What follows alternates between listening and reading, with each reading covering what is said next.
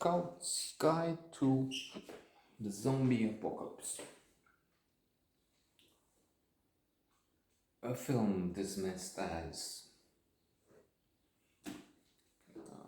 very flawed. It has a Metascore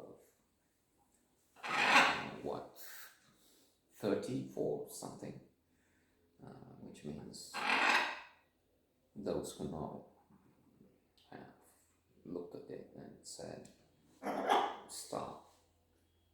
This Metascore comes in traffic lights: green, yes, worth it; yellow, warning, get ready, but don't push the gas, don't accelerate yet; and red, stop, don't don't make a move. And this is the case here. I mean, we can use Blink for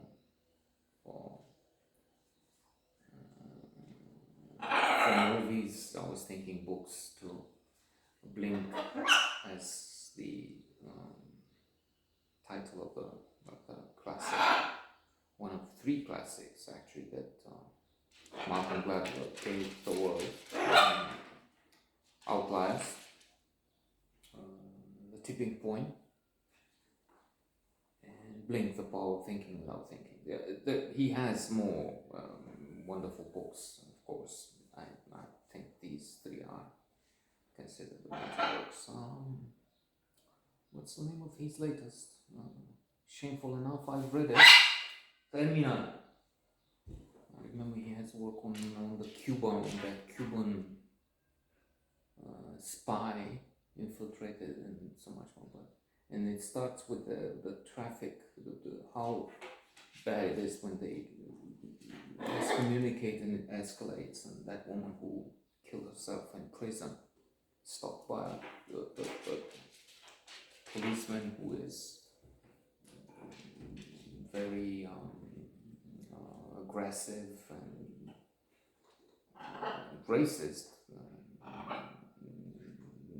stopping her just because he says she didn't use the blinker at some point, even if it's inside debate.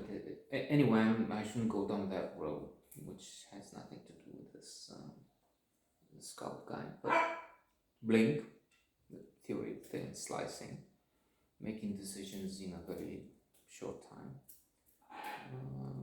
If applied here, you see in the first few scenes that this is silly. This should be included after all in the book. If you have art, how they quickly came to the conclusion, meaning in fact in an instant, the conclusion that some statues presented as ancient were not really anything but rather new. Colloid. You have the tasters who can tell you not just that this is Pepsi and this is Coke, something we don't know. If we don't see what has been poured into glasses, we don't know which is Coke. But those who taste, they can tell you in an instant, very quickly. Yeah, this has used the vanilla flavor from islands in the east, I don't know, Indonesia, and not from South America. In medicine, there's the case of Vincennes, American warship, which shot down an Iranian commercial airliner with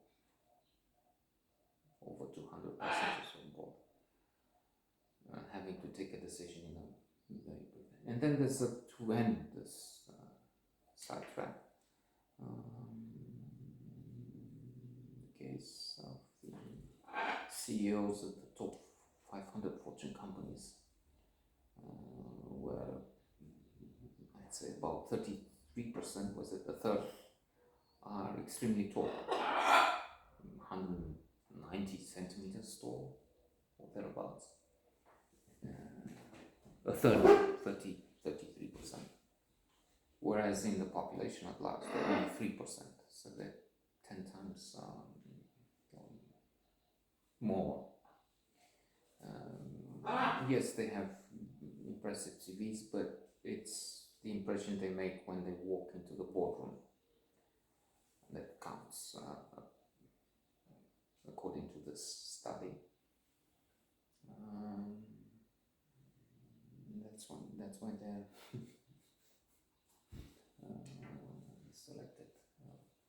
So using that for scene, which you have this man cleaning a place, and they have make these studies, and he's putting his nose where it shouldn't be. This dubious, nefarious research, and then he wakes up a zombie. While outside, the guy who's working there in control, the scientist, keeps playing with a machine to get some pretzels or something, and doesn't take the bill, then the pretzel doesn't come. Deja vu, we've seen this, that. And then the zombies, after he pushed the janitor through the air and onto the window, and it's pretty much clear what we're gonna get from there, from the first scene.